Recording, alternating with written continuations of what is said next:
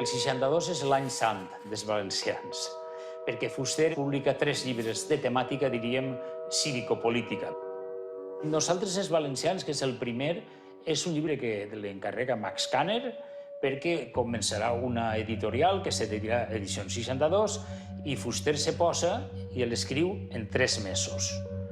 Segons la seva confessió, amb l'única ajuda de la Casa Soberano i la Casa Ducados. Ernest Lluch va dir que nosaltres, els valencians, és el llibre que diferencia el pas de la prehistòria a la història dels valencians. Perquè fins a nosaltres, els valencians, la visió que se tenia del país era en pur folklore.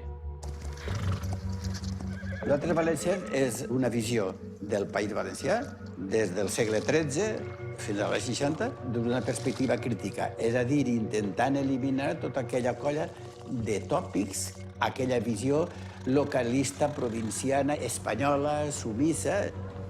Si això era Levante feliç, si així érem molt rics, si així teníem la millor terra del món, que no veieu que això és mentida. I, per tant, era una invitació a pensem-hi, reflexionem això. Almenys per a mi representava una ruptura. Mai s'havia explicat d'una manera tan clara quina era la situació real del País Valencià. I perquè la gent havia fugit de dir-se País Valencià per dir-se Regió Valenciana. Ningú havia fet un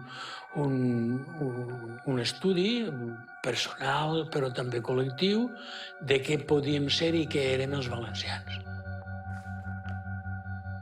Em va fer que prenguera consciència profunda de la meva condició de valencià, de valenciano parlant, de la llengua que jo sempre havia parlat tant a casa com al carrer.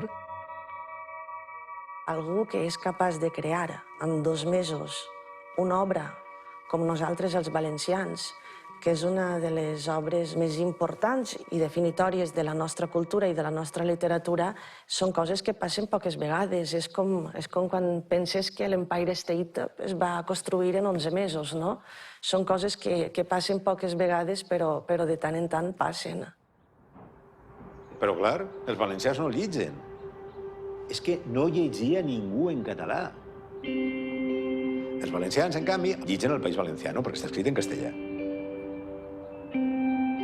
País Valenciano pertany a una col·lecció publicada per Destino de guies d'Espanya, fetes per autors molt famosos. Pío Baroja n'havia fet una, pensa, sobre el País Basc.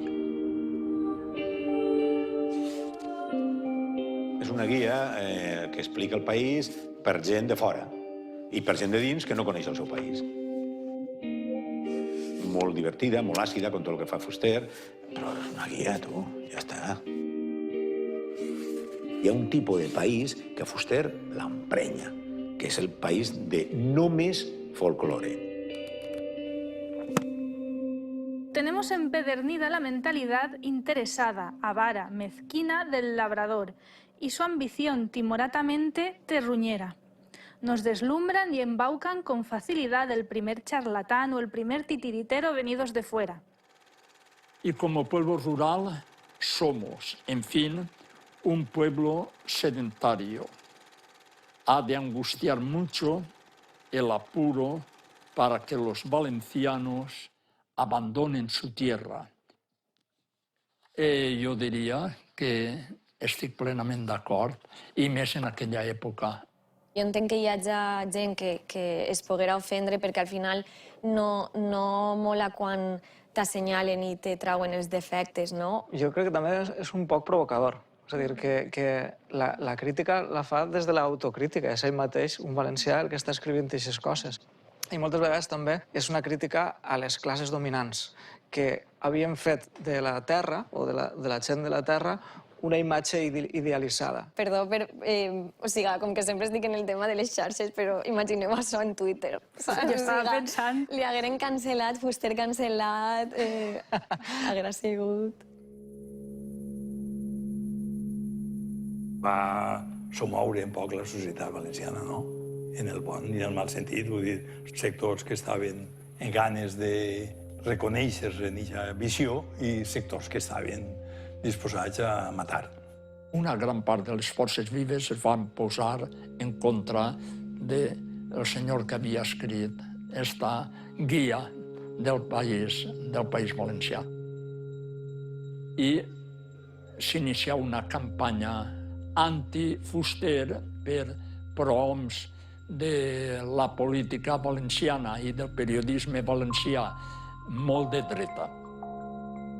Aquella campanya consisteix en dir, per exemple, que és un brutalment antivalencià, que és un catalanista. Se trata d'intentar desacreditar-lo des d'aquelles coses més fàcils, que saben que el públic corre, no? Piquen. I aquest llibre té un problema, que normalment s'oblida. I és que aquest llibre li l'havien encarregat a José Umbuena, director de les províncies. L'editorial li lleva l'encàrrec a José Umbuena i li el dona a Fuster. Clar, quan Fuster el publica, Umbuena comença l'atac més furibund conegut mai contra un escritor.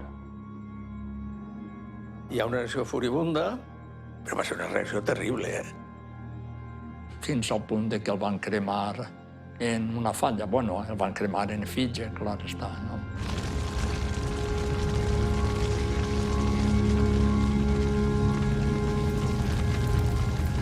El trauen en una cabalgata i després cremen un ninot seu.